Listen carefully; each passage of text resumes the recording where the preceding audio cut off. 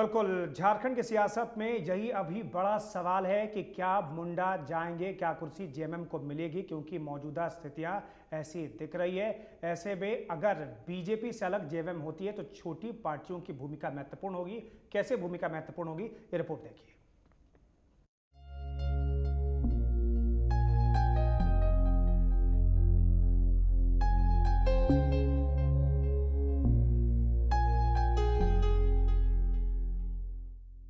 झारखंड में बदलते राजनीतिक हालात में छोटी पार्टियां महत्वपूर्ण होती जा रही हैं। 6 विधायकों वाली आजसू, 5 विधायकों वाली राजद के अलावा 5 निर्दलीय विधायकों के बिना किसी भी समीकरण की सरकार बनती नहीं दिख रही है। 28-28 महीने के फॉर्मूले पर अगर बीजेपी जेएमएम का गठबंधन टूटता है और नई सरकार के लिए जोड़ तोड़ शुरू होती है तो इन छोटी पार्टियों की भूमिका महत्वपूर्ण हो जाएगी।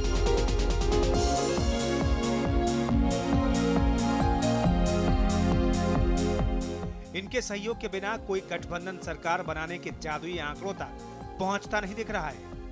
पहली स्थिति में अगर जेएमएम के 18 और कांग्रेस के 14 विधायक साथ आते हैं तो भी सरकार बनाने के लिए 9 और विधायकों की जरूरत होगी, जो आजसू, राजद और निर्दलियों के सहयोग के बिना पूरी नहीं होगी। दूसरी स्थिति में भी यदि बीजेपी अपने 18 विधायकों के साथ 11 विधायकों वाले जेवीएम से हाथ मिलाती है, जिसकी संभावना हालांकि न के बराबर है, तो भी सरकार बनाने के लिए जरूरी आंकड़ा पूरा करने के लिए आजसू, राजद और निर्दलियों का साथ जरूरी है।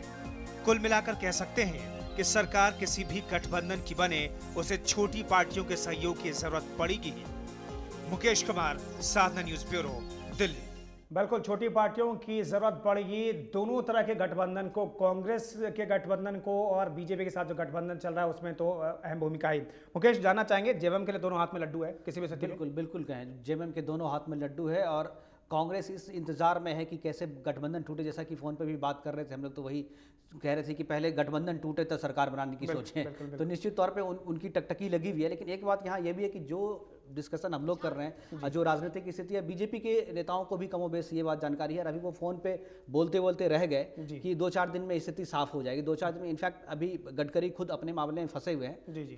केंद्र तक मामला पहुंच चुका है बीजेपी का और बहुत जल्द फैसला होने वाला है। मुख्यमंत्री और इंडिकेशन एक तरह से कहें जो केंद्र की तरफ से मुंडा को दिया जा चुका है, तभी उनका बॉडी लैंग्वेज और उनके बयान से इस तरह से आभास हो रहा है। क्योंकि कोई भी बीजेपी का कोई भी नेता इतनी बात तो समझता ही है कि अभी की स्थिति में यदि सरकार, मुख्यमंत्री नहीं बदले तो सरकार जाती रहेगी। जो योजनाएं चल रही हैं पहले से, वो बीच में रुक जाएंगे। बीजेपी एक तरह से हाशिए पे चले जाएगी और अगर कांग्रेस आ गई तो बीजेपी को कहीं पूरा नुकसान ही नुकसान। इसलिए मुझे लगता है कि बीजेपी का केंद्रीय नेतृत्व ये सोच रहा है कि मुख्यमंत्री आराम से जो है 28 महीने के लिए शिबू सोरेन को दे दिया जाए और फिर आगे जाकर के, चूंकि इन्हें 2014 का भी सोचना है, 2014 में भी इनको झारखंड मुक्ति मोर्चा के अलावा कोई दूसरा बड़ा सहयोगी नहीं मिल सकता, इसलिए ये इसको छोड़ना नहीं चाहेंगे।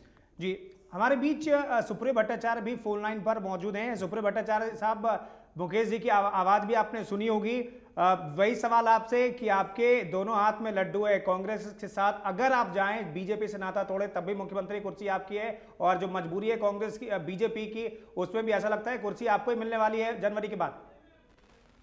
नहीं, देखिए, मैं आपको पहले स्पष्ट कर दूं कि कोई हाथ का लड्डू का सवाल नहीं है जी। क्योंकि हम झारखंड के माटी के पार्टी हैं जी, तो झारखंड हमारी पहली प्राथमिकता है जी। और झारखंड का कैसे भला हो, झारखंड में विकास कैसे सुनिश्चित किया जाए, लोगों का अधिकार, लोगों की पहचान, लोगों का सम्मान जी, यहाँ से विस्थापन पर रोक, यहाँ पर रोजगार की उपलब्धता, संसाधनों का सही उपयोग हम लोग कैसे करें, ये हमारी प्रतिबद्धताओं में सबसे सर्वोपरि है जी। और हम समझते हैं कि चूंकि हम लोगों ने 2010 का चुनाव अपने बलबूते पर लड़ा था जी, हम भारतीय जनता पार्टी के खिलाफ भी चुनाव में थे, हम कांग्रेस के खिलाफ भी चुनाव में थे, इसलिए हमारी प्राथमिकता है कि हम इस राज्य के प्रति जवाबदेह रहे, इस राज्य के प्रति प्रतिबद्ध। सुप्रियो जी, सरकार में आप शामिल हैं और जो भी मुंडा मुख्यमंत्री के रूप में कर रहे हैं उसमें आपका भी सहयोग है। आपके नेता भी उप मुख्यमंत्री हैं, सरकार में आप शामिल हैं, आपके मंत्री भी हैं। तो आपको क्या लगता है जो अभी तक जो चल रहा है 26 महीने की जो सरकार जो अभी तक मुंडा ने चलाई है, क्या उसमें झारखंड में विकास नहीं हुआ है? क्या जो आदिवासी हैं उनकी अवहेलना हुई है? क्या उनको हाशिए पे ढकेला गया है? नहीं, इसलिए हम लोग कह रहे हैं कि हमारे बीच में जो समझौता हुआ था जी। वो इस राज्य में लोकतंत्र की बहाली कैसे हो, लोकतंत्र कैसे मजबूत हो, संवेदनशील और उत्तरदायी शासन कैसे हो।